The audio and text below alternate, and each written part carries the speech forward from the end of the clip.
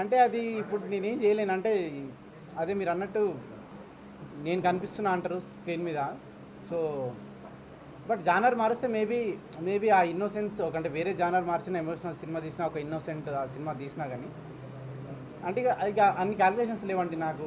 ఆ సినిమాకి ఏం కావాలో అది చేస్తా. ఇక మరి నేను కనిపిస్తానా లేదా అనేది ఇక నా చేతిలో లేదు కాదు.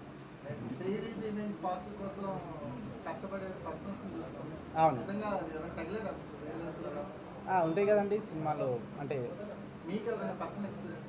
జాతిరత్నాల టైంలో మా ఫ్రెండ్స్ ప్రీ రిలీజ్ అప్పుడు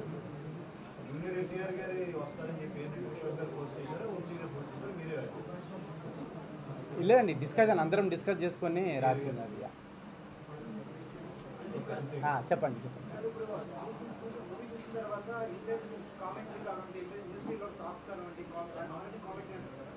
సో అట్లాగంటే సర్కాజం కానివ్వండి, సార్కాస్టిక్ కామెడీ అంటే అవి మిక్స్ చేసిన కాంబినేషన్ కనిపించింది. అంటే ఒక స్లాప్స్టిక్ కామెడీ అయిపోయింది. ఏం ఇవ్వాలనుకుంటుంది మూడుగా? ఫైనల్గా ఆడియన్స్కి ఇవ్వాల్సింది ఫ్యామిలీ ఎంటర్టైనర్ అండి. బట్ ఇక్కడ అయితే ఫ్యామిలీ సినిమా గురించి చెప్పాల్సిన సెటైర్ అయిందో అక్కడ సెటైర్ వేసినాం అంతే. బట్ ఫైనల్గా ఫ్యామిలీ ఎంటర్టైనర్ తీయాలనుకుంది అంతే. బట్ ఎక్కడైతే స్కోప్ ఉంటుందో అక్కడ ఒక విషయం చెప్పొచ్చు అన్నప్పుడు అక్కడ మేము ఆ రైటింగ్ ఉంటుంది అంతే.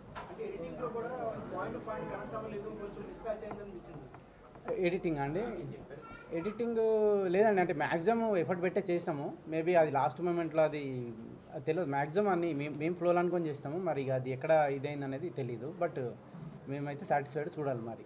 2-3 ఎమోషనల్ సీన్స్ కూడా బాగానే కనెక్ట్ అయ్యాయి. అవి ఇంకా స్ట్రాంగ్గా చూపించే స్కోప్ ఉంది కదా. అసలు ఆ జానర్లోకి ఎక్కువ పోవాలని కూడా లేకుండే. బట్ ఉన్న ఎమోషనల్ సీన్కే పీపుల్ ఆర్ సర్ప్రైజ్డ్. ఈయన సినిమాలో ఎమోషనల్ సీన్ ఉందని.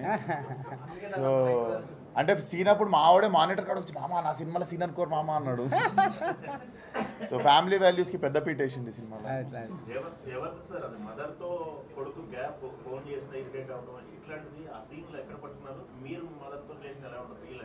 నాకు బాగుంటుంది. మరి కోమల్కి ఎందుకు అట్లా లేదంటే నేను మాట్లాడతా. అంటే ప్రతి ఒక్కరికి ఉంటుంది కదండి. అదంటే ఇంట్లో వాళ్ళతో ఎక్కువ మాట్లాడరు కదా. అంటే ముఖ్యంగా చాలామందికి ఒక గ్యాప్ ఉంటుంది. అంటే కలిసినప్పుడు ప్రేమను చూపెట్టుకోరు, బట్ ప్రేమ ఉంటుంది. సో ఆ విషయాన్ని కొంచెం చెప్దామన్న దాంట్లో పెట్టింది. కానీ పర్సనల్గా ఒకరి నుంచి తీసుకున్నది అట్లేం కాదనమాట. అవును sir,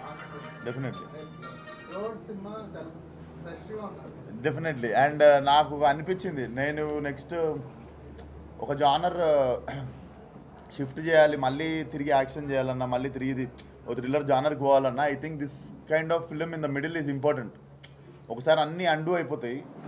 again you can see the మళ్ళీ ఇప్పుడు నెక్స్ట్ కల్ట్ వస్తుంది. You will see the complete different transformation for that film.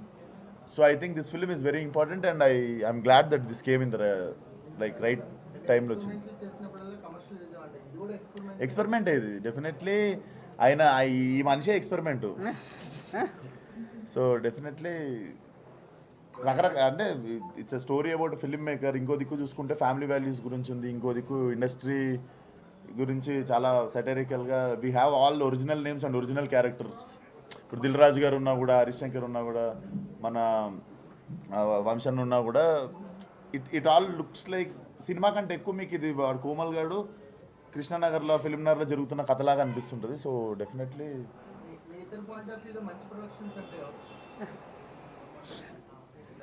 అట్లేం లేదండి. అంటే